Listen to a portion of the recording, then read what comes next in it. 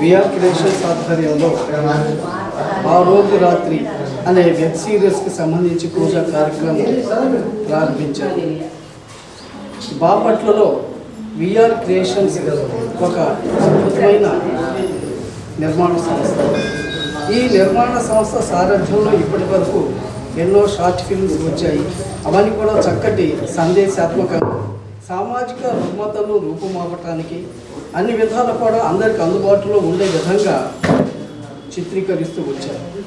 అంతేకాకుండా ప్రత్యేకించి ఇమ్యూచర్ ఆర్టిస్ట్ ఎవరైతే ఉన్నారో, ఎవరైతే వర్ధమాన నటులైతే ఉన్నారో వారందరూ కూడా వెలికి తీసి వారి యొక్క నటన సామర్థ్యాన్ని పెంపొందించి వారి నటనను ప్రజలకు తెలియపరిచి వారి అభ్యున్నతికి ఎంతగానో వారు దోహదకారులు అవుతూ వస్తున్నారు.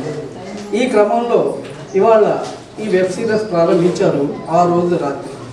ఆ రోజు రాత్రి అనే టైటిల్ వింటేనే ఇదొక హర్రర్ ఫిలింగా, ఇదొక పారానార్మల్ యాక్టివిటీ ఫిలింగా మనం అనుకోవచ్చు. సహజంగా ఏంటంటే ఇప్పటిదాకా వీరు ఎన్నో రకాల చిత్రాలు, ఎన్నో రకాల లఘు చిత్రాలు తీశారు. ఇవన్నీ కూడా ఒక విధమైతే ఇది మరో క్రొత్త పొంతలు తొక్కే పద్ధతిలో తీయబడుతుంది.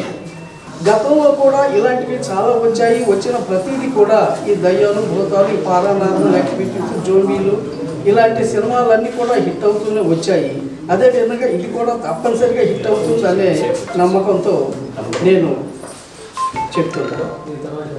గతంలో 1981 సంవత్సరంలో ఈవిల్ డెడ్ అనే ఒక సినిమా వచ్చింది. అది కూడా ఈ దయ్యాలు, భూతాలు, పారానార్మల్ యాక్టివిటీతో కూడింది. అది కూడా భయంకరంగా ఉండేది. అసలు అది చూడటానికి భయపడ్డారు ఆనాటి యువత.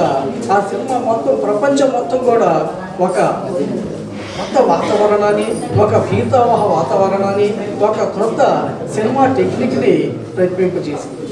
అదేవిధంగా 2007లో పారానార్మల్ యాక్టివిటీ అనే ఒక సినిమా అతి చిన్న బడ్జెట్తో ఇదే విధంగా ఇప్పుడు ఏ విధంగా అయితే మనం ఆ రోజు రాత్రి అనే సినిమా ప్రారంభించాం, అదేవిధంగా ఒక ఇంట్లో ఒక కుటుంబం వాళ్ళు మామూలు కెమెరాతో, అదేవిధంగా సీసీ కెమెరాతో ఆ ఫుటేజ్ మొత్తం కూడా జోడించి ఒక సినిమా రిలీజ్ చేశారు. అది కూడా కాలక్రమేణా ప్రవర్ధమానమైంది, ప్రజాదరణ పొందింది. ఆ తర్వాత దాన్ని పెద్ద పెద్ద సంస్థలు కొన్నాయి, పెద్ద సినిమాకి తీసి ప్రపంచవ్యాప్తంగా విడుదల చేశారు. అది కూడా కొన్ని వేల కోట్ల రూపాయల వ్యాపారం చేసింది.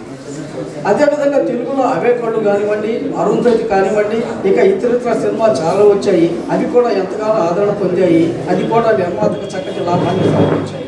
హిందీని కూడా జానీ దుష్మన్ కానివ్వండి, పురాణి హవేలి కానివ్వండి, భూత్ బంగ్లా కానివ్వండి, ఇలాంటివన్నీ కూడా వచ్చాయి.